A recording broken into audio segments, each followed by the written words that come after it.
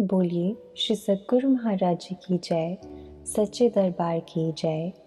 Today we present the weekly Satsang from Akhand Gyan, the monthly magazine of Divya Jyoti Jagrati Sansthan. It is inspired by His Holiness Shri Ashutosh Maharaj ji. This article is from November 2010 and the topic is Don't Fall but Rise in Love. Mathematics class was going on. The students were learning about fractions. The teacher asked one boy to stand up and answer her question. How many members are there in your family? 5. If your father brings cake one day and the cake is cut into 5 equal pieces for the 5 members, what will be your share? 2 by 5? It seems you do not pay attention in the class. How have you calculated 2 by 5? Ma'am, my mom knows that I love cakes, so she will give her share to me. That means my share will be 2 by 5. Seemingly a small incident, but it speaks of a very crucial ingredient in making a relationship healthy and long-lasting. Yes, it's love.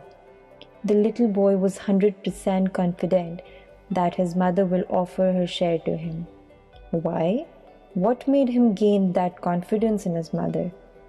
It was her immense love and care for him. When a baby is born, parents forget about their sleep, hunger, tiredness, illness, etc., and their whole focus is on their child. What makes them forget their pains or comfort? Socrates answers it beautifully in these words. One word frees us of all the weight and pain in life. That word is love.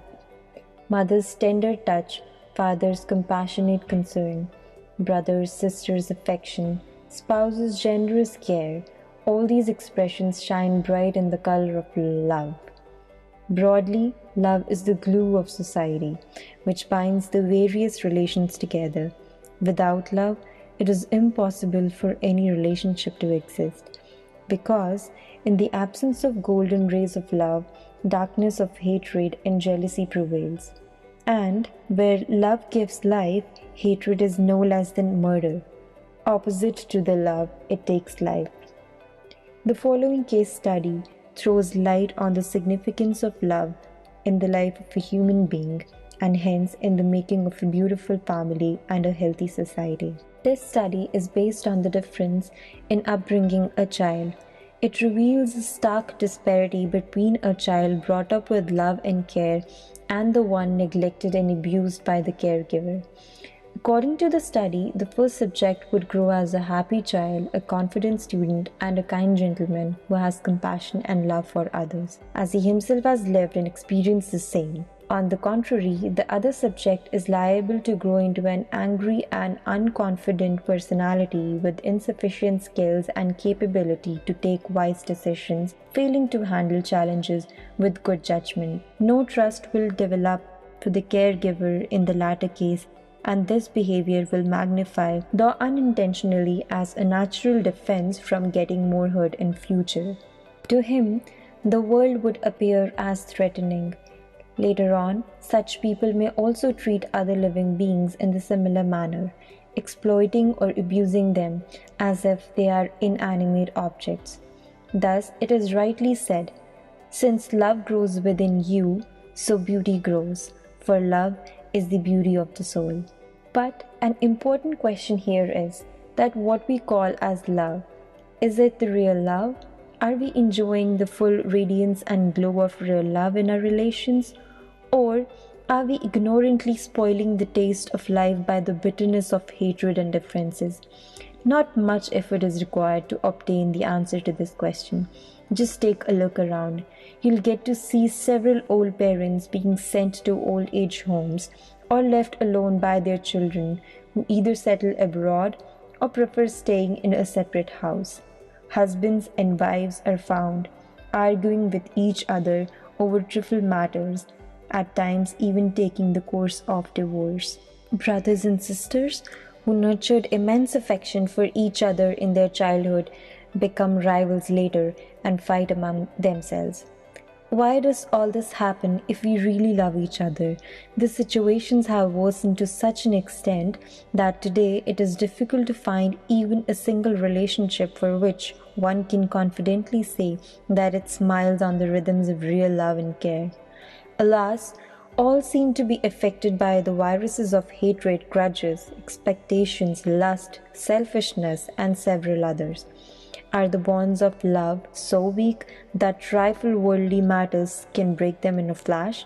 It may not sound appealing to our ears, but the bitter truth is that what we call as love is actually a psychological slavery or a dwindling structure of relationship built on the foundations of expectation. We enslave a person in the name of love who feels compelled to behave in a particular fashion. With the plethora of expectations amassed within, we fulfill our duties and call it love. But remember, expectation is the first enemy of love. The moment we sense that our expectations are threatened, our love starts receiving jolts and jerks, or else our love is bound by cause-effect cycle, with everything happening on the plane of mind. As our mind keeps fluctuating, so does our love. George Bouquet, a psychotherapist, mentions a story in his book, The Look of Love. He writes about a king who fell in love with a girl named Sabrina. Sabrina became his last wife.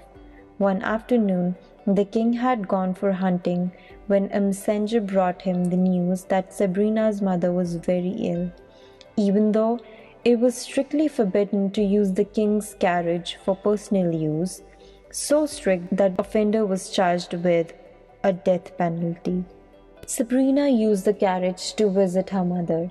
Upon witnessing the incident, the king exclaimed, "Aha, she's amazing.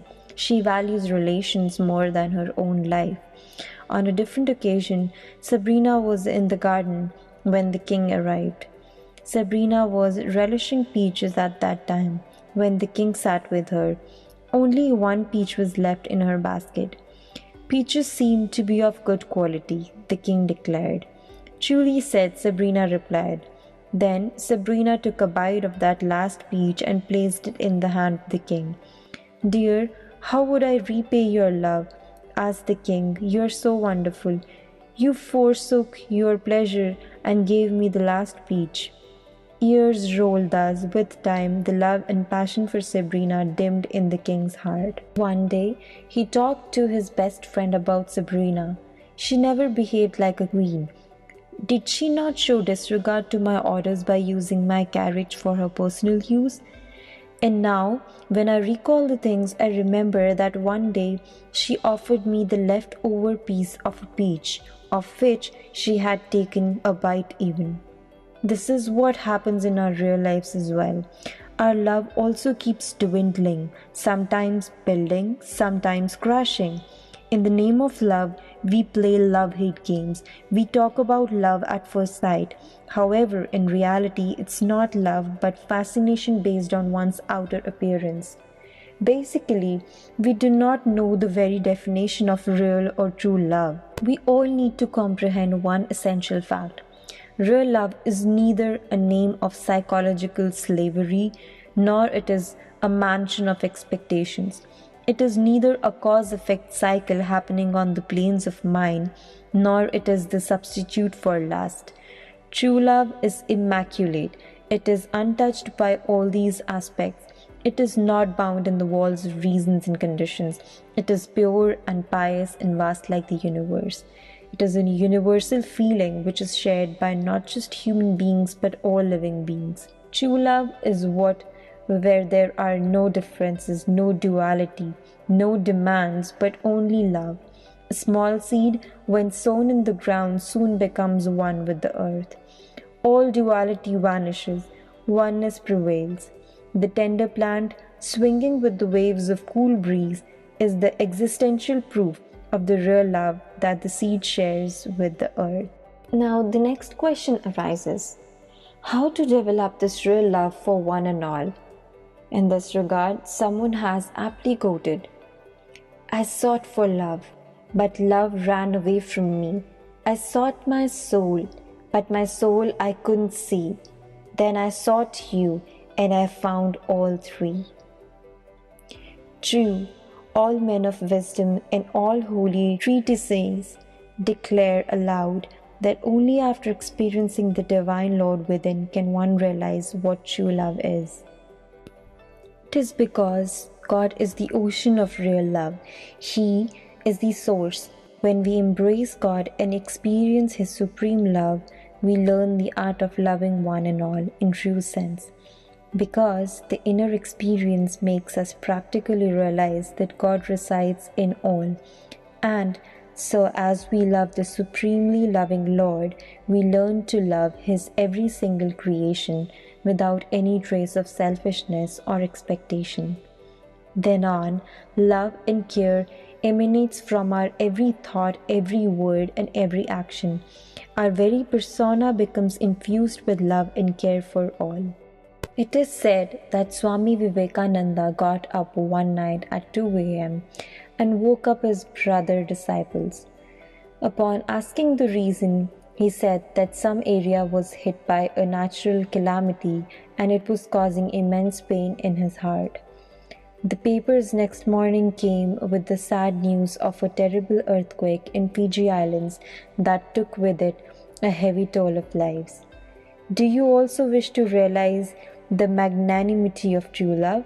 Then search for a perfect revealer of God, the true Guru who can establish the bond between you and the loving God sitting inside you, not just in words, but by making you practically realize His divine light. Till date, you must have heard people saying that they fall in love, but after knowing God and the art of true love, you will correct them and say, God's world is different. One does not fall but rise higher and higher in His love. Always remember, we're all born for love. It is the principle of existence and its only end. To read more such articles, please subscribe to our monthly magazine Akhand Gyan, available in 3 languages, Hindi, English and Punjabi. You can subscribe to the magazine by clicking on the link given in the description box below.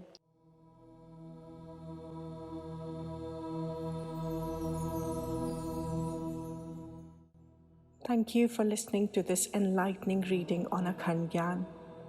On behalf of Divya Jyoti Jagrati Sansthan Overseas, I now request you to sit in a comfortable posture.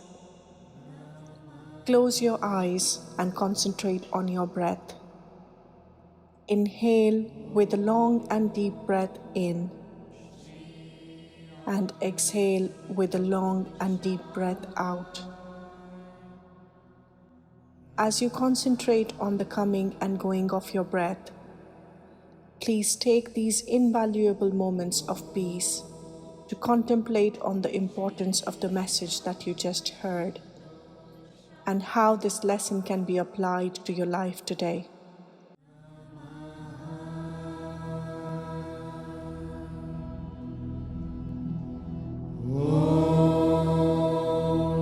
Shri Ashutosh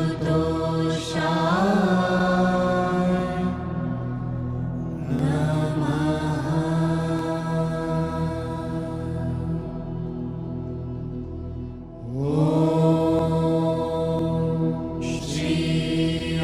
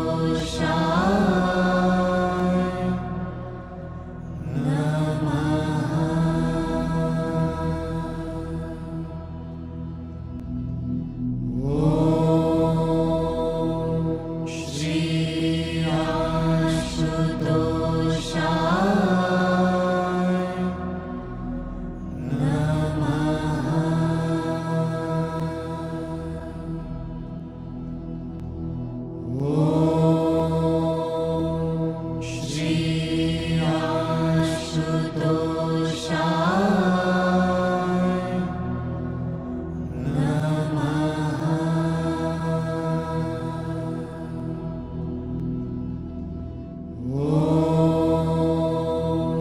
Shri Ashutoshaya Om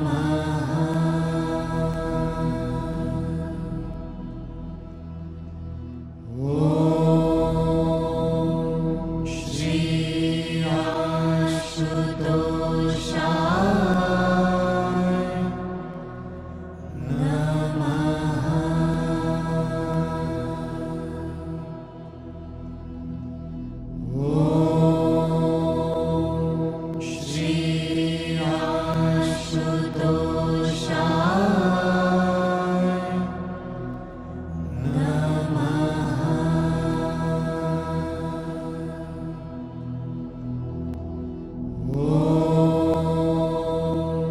Om Shri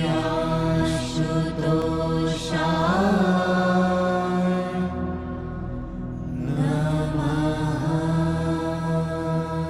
Om Shri Om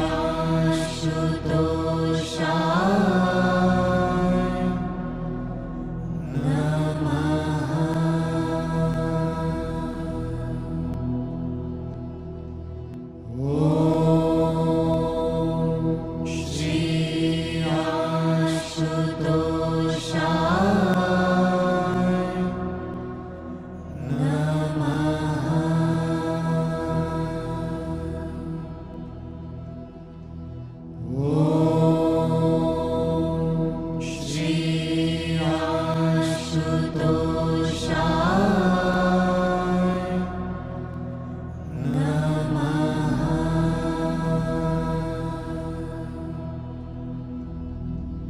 Om Shri Om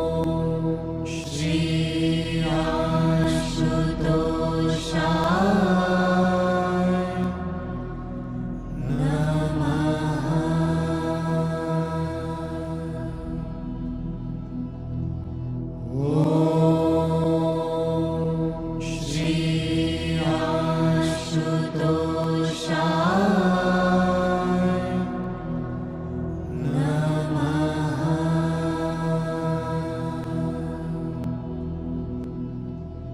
Om Shri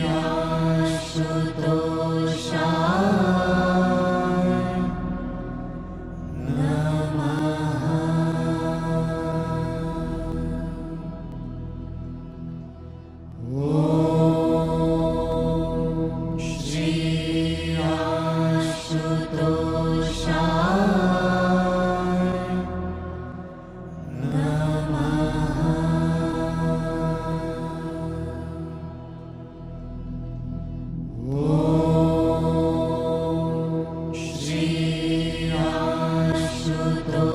Ashutoshaya.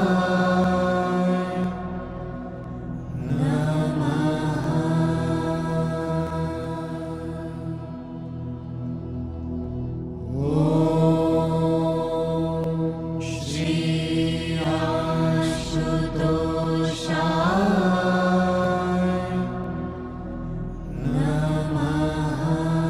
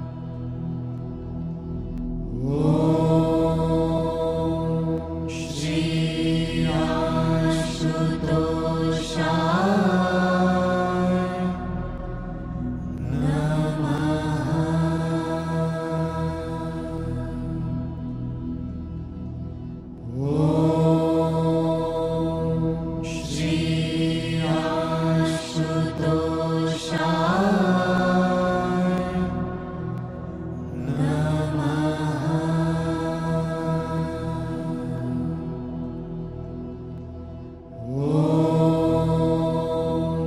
Shri Ashutoshaya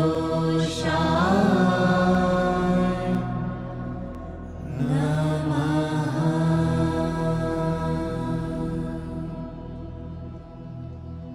Om Shri Ashutoshaya Namaha.